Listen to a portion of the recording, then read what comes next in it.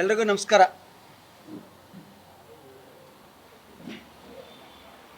ಮೊನ್ನೆ ಆದಂಥ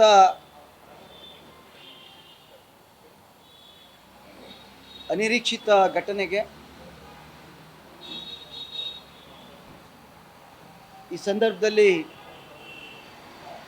ನಾವೆಲ್ಲರೂ ವಿಷಾದವನ್ನು ವ್ಯಕ್ತಪಡಿಸ್ತಾ ಇದ್ದೇವೆ, ಸಂತಾಪವನ್ನು ಸೂಚಿಸ್ತಾ ಇದ್ದೇವೆ.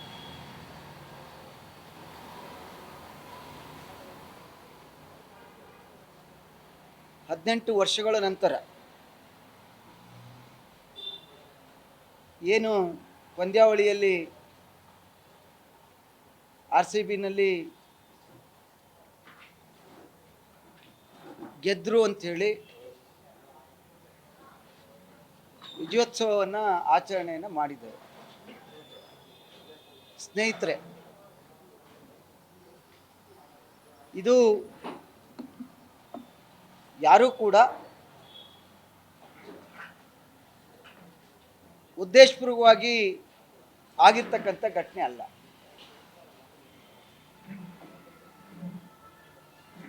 ಆದರೆ ಬೇಜವಾಬ್ದಾರಿತನ ಎದ್ದು ಕಾಣ್ತಾ ಇದೆ.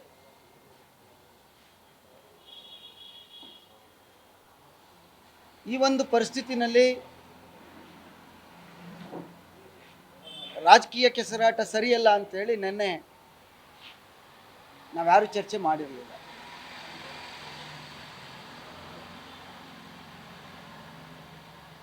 ಆದರೆ ನಿನ್ನೆ ಆದಂಥ ಬೆಳವಣಿಗೆ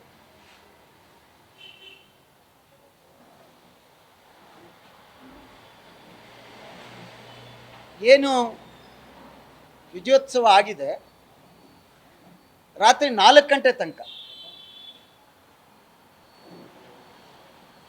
ಪೊಲೀಸ್ ಇಲಾಖೆ ಬೆಂಗಳೂರಿನಲ್ಲಿ ರಾಜ್ಯದ ಅನೇಕ ಕಡೆಗಳಲ್ಲಿ ಅವರವ್ರ ಕರ್ತವ್ಯವನ್ನು ಸಾಧ್ಯವಾದಷ್ಟು ಮಾಡಿದ್ದಾರೆ.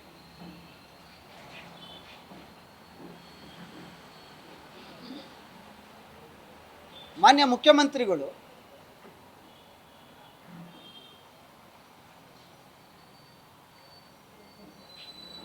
ಯಾರು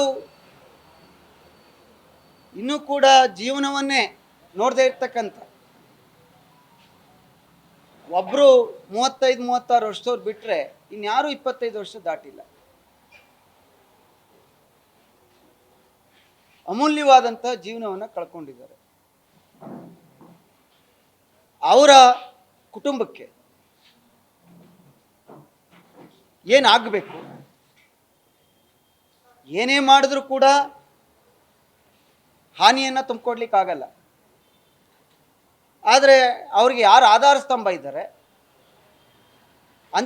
ಅವ್ರಿಗೆ ನೀವೇನು ಜವಾಬ್ದಾರಿಯನ್ನು ತಗೋಬೇಕು, ಒಂದು ಕಡೆ ಆ ನಿಟ್ಟಿನಲ್ಲಿ ತಾವು ಯೋಚನೆಯನ್ನು ಮಾಡಬೇಕು. ಎರಡನೇದು, ನೀವು ನಿನ್ನೆ 5 ಜನ ಪೊಲೀಸ್ನ ಅಧಿಕಾರಿಗಳನ್ನು ಸಸ್ಪೆಂಡ್ ಮಾಡಿ ಆದೇಶ ಹೊರಡಿಸಿದ್ದೀರಲ್ಲ, ನಾನು ನಿಮ್ಮನ್ನು ಈ ಮೂಲಕ ಕೇಳ್ತೇನೆ, ಇದು ನಿಮ್ಮ ಮನಸ್ಸಾಕ್ಷಿಗೆ ಒಪ್ಪುತ್ತಾ? ನೀವು, ನಾನು ಆಗಲೇ ಹೇಳಿದೆ, ಇದು ಯಾರೂ ಉದ್ದೇಶಪೂರ್ವಕವಾಗಿ ಆಗಿರ್ತಕ್ಕಂಥ ಘಟನೆ ಅಲ್ಲ, ನೆಗ್ಲಿಜಿಯನ್ಸ್ ಇಂದ ಆಗಿದೆ. ತಾವು ನಿನ್ನೆ ನಿರ್ದಾಕ್ಷಿಣ್ಯವಾಗಿ ಕ್ರಮವನ್ನು ತೆಗೆದುಕೊಳ್ತೇವೆ ಅಂಥೇಳಿ ರಾಜ್ಯದ ಜನತೆಯನ್ನು ಕಣ್ಣೊರೆಸ್ಲಿಕ್ಕೋಸ್ಕರ ನೀವು ರಾತ್ರಿ 4 ಗಂಟೆ ತನಕ ಕೆಲಸ ಮಾಡಿದಂಥ ಪೊಲೀಸ್ ಇಲಾಖೆ ಮೇಲೆ ನೀವು ಕ್ರಮ ತೆಗೆದುಕೊಳ್ಳೋದಾದರೆ, ಮೊದಲು ನಿಮ್ಮ ಇಂಟೆಲಿಜೆನ್ಸ್ IG ಏನು ಮಾಡ್ತಿದ್ರು? ನಾನು ಅವ್ರನ್ನ ಕ್ರಮ ತಗೊಳ್ಳಿ ಅಂತ ಹೇಳ್ತಾ ಇಲ್ಲ, ಅವ್ರು ನಿಮಗೆ ರಿಪೋರ್ಟ್ ಕೊಡಲಿಲ್ವಾ?